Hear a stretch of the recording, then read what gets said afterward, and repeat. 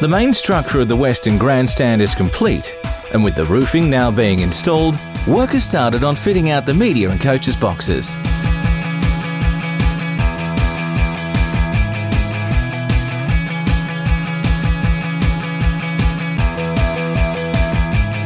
The northern stand and the eastern stand are also nearing completion, with the last of the steel structures almost in place.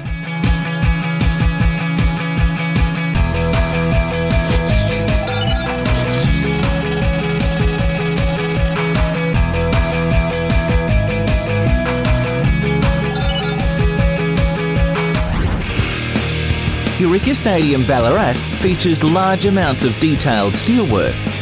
Just how much work goes into making it?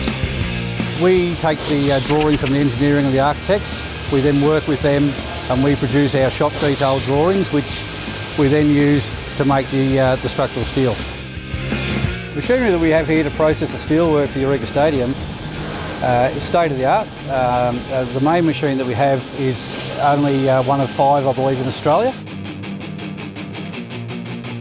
We have twin robots which cut and process our steel, cuts it to absolute precision, takes away a lot of the hard drilling and grinding. From there we have our other flatbed cutters that produce the components with the plates, the connections, which then go to the assembly area where we use our computer cut steel, put it all together into individual members, which we then send off to be galvanised and then installed on site.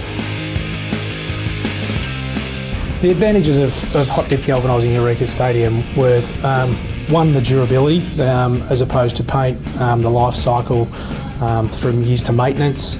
So for the process, once it arrives to our facility, it'll go through a pre-treatment, then goes through a dryer and then into the molten zinc, which is basically the galvanising process.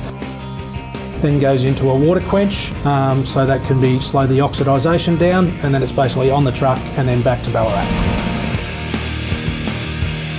The grade of steel, it's all 350 grade steel. The thicknesses all vary depending on what the members are doing. Obviously in the Western Grandstand, which is the largest component of the stadium, is also the largest steel members.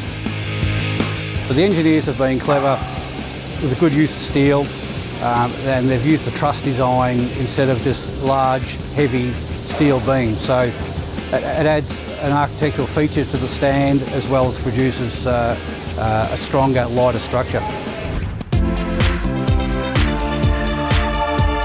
In the next video, we'll bring you more interesting information and chat with Ballarat's Mayor about what this project means to the city of Ballarat.